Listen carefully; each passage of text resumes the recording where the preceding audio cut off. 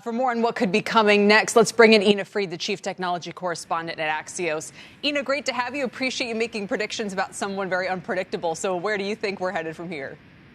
Yeah, I mean, that's the one thing we know about Elon Musk is it's really hard to know what he could do next. As Julia said, there's a list of options, and I think we might see multiple of those. I think we might see him talk about bringing in other people. I think we might see him talk about walking away. And really, I think the key point is he could do any of those things.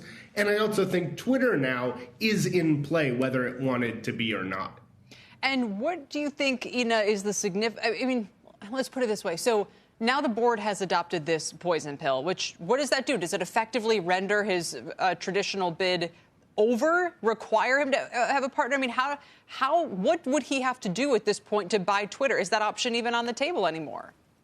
It is. I mean, basically, a poison pill just keeps you from being able to kind of leave the board out of it. At the same time, the board still has its fiduciary duty to shareholders, so it's going to have to consider any offer. And it's not stopping him from putting in a bid. Look, any company, any public company, there's a price at which they need to sell to be doing their job as a company. So he could certainly raise the bid. I think bringing in a partner isn't, strictly speaking, necessary. I think it might add more credibility and increase the pressure on Twitter to negotiate with him. But at this point, it's a chess match. And what remains to be seen is how committed either side is to it. Remember, both of them are in a position right now. Nobody's committed to anything. The key question is, how much more pressure does Elon Musk want to put? Is he serious about this? How serious is he? And I think that's what the next moves will help show. What would you add, Julie? I mean, it obviously makes a big difference to the board whether his partner is Oracle or Peter Thiel or something. And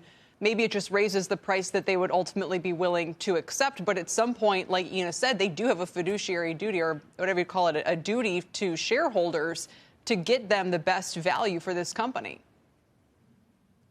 They do have a duty to shareholders. I entirely agree with Ina on all of these counts, including the fact that Musk is just so unpredictable. So for many people, the poison pill would be a real discouragement and might really force them to reconsider whether this was really worth it or how much they're willing to spend. Musk, you never know. He seems pretty determined to do this. But I think the key question right now is not just what Musk is considering, but who the board is talking to, which potential companies they're talking to about potentially buying the company, and also which strategic investors, whether it's a private equity fund or others who might be interested in offering a higher price than what Musk offered per share there. So I think that right now the board is doing everything they can to dig up some other offers to make this a competitive situation and raise the price that they could get for this company now. Although, Ina, it's one of those weird situations where it's not like his goal. It's not like an auction where he's kind of in there to try to raise the price and kind of make someone else have to pay more. I mean, he has sort of a philosophical reason to want to be involved, but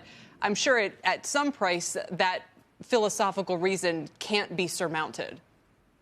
Yeah, I mean, I think there's a lot of things at play. I mean, I think fundamentally he wants a different Twitter, which is not the usual investor reason. Usually investors, want a more profitable company or a more this, with a financial bent. I think he wants this sort of different vision with more free speech, he calls it. I think he'll actually find that very tough to do if he ever finds himself in that position. I do think the other interesting question is, what other tech companies are out there that might be interested in Twitter and think they can do it in this regulatory environment? Twitter was seen as in play a while back. Salesforce was reportedly interested in a bid. Microsoft maybe. I think it will be tough now for the biggest tech firms to make a bid given the antitrust environment. Yeah. But certainly Twitter makes more sense as part of Microsoft than as part of SpaceX. Even though a big tech takeover would probably be more aligned with the current administration's goals than an Elon Musk